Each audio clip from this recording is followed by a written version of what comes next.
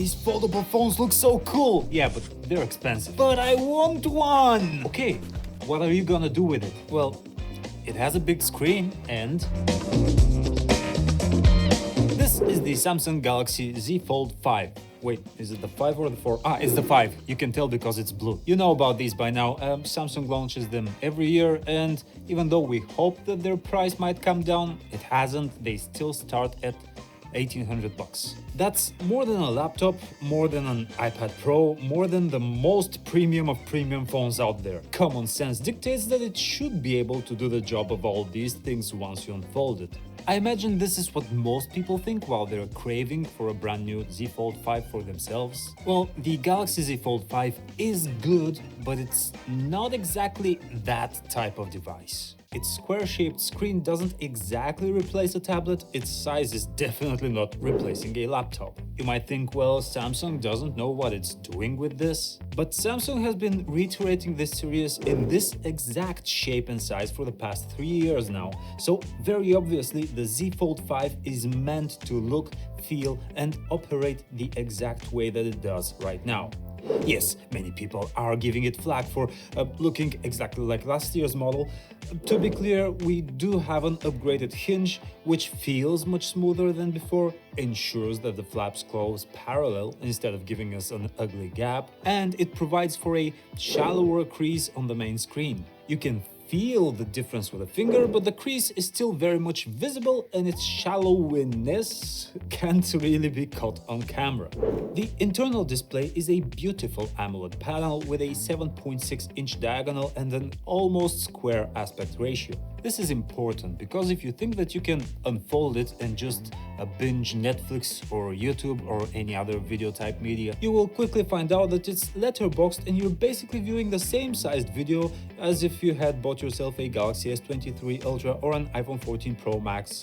It can work for games that scale right, and for some games it's even a benefit. It's pretty cool for reading ebooks or writing with the S Pen. By the way, the new S Pen case is absolutely awesome. We do have this accessory for the Z Fold 4, and storing the S Pen on it makes it super bulky. It's hard to put in a pocket, even hard to hold in hand. The Z Fold 5's S Pen is redesigned and the silo in the case is super slim. Unfortunately, this accessory is still sold separately, but if you want the full Galaxy Z Fold 5 experience, I think it's a definite buy. And then there's the external screen, and you've probably heard all the complaints by now. It feels way too narrow to do much on it. Yes, it's tall, so I guess you can do quick checks of web pages, but dual thumb typing on it feels jarring. Still, it's another pretty AMOLED panel, and both of these screens have 120Hz refresh rates, so animations look and feel so smooth all around. Samsung's reasoning for the narrow external screen is that it wants it to be easy to use with just one hand, clearly differentiating it from the experience of the big main screen.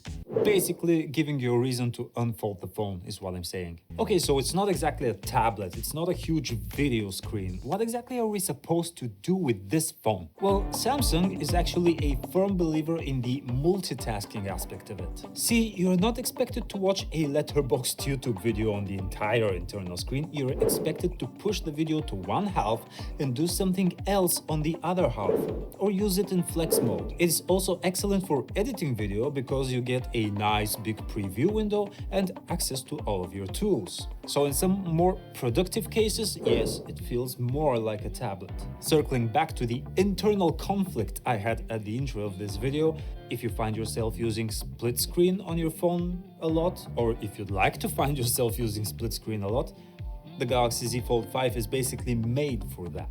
And I haven't even touched upon DeX yet, which is a favorite of mine. Basically, if you have an external screen like a TV or monitor and wireless keyboard, you can turn the Z Fold 5 into a desktop machine.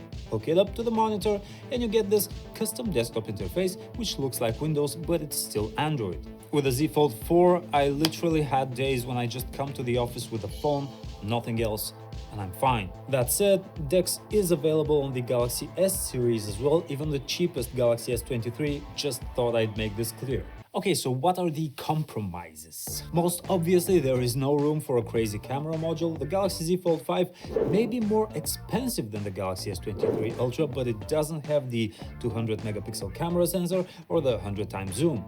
In fact, there are no camera upgrades this year. The Z Fold 5's camera is basically the same as on the Z Fold 4. 50 megapixel main, 12 megapixel ultra wide and 10 megapixel 3 times zoom camera. The pictures from the Galaxy Z Fold 5 are definitely not bad. The dynamic range is fantastic thanks to the HDR, and you can pretty much shoot against the sun and still end up with a usable picture.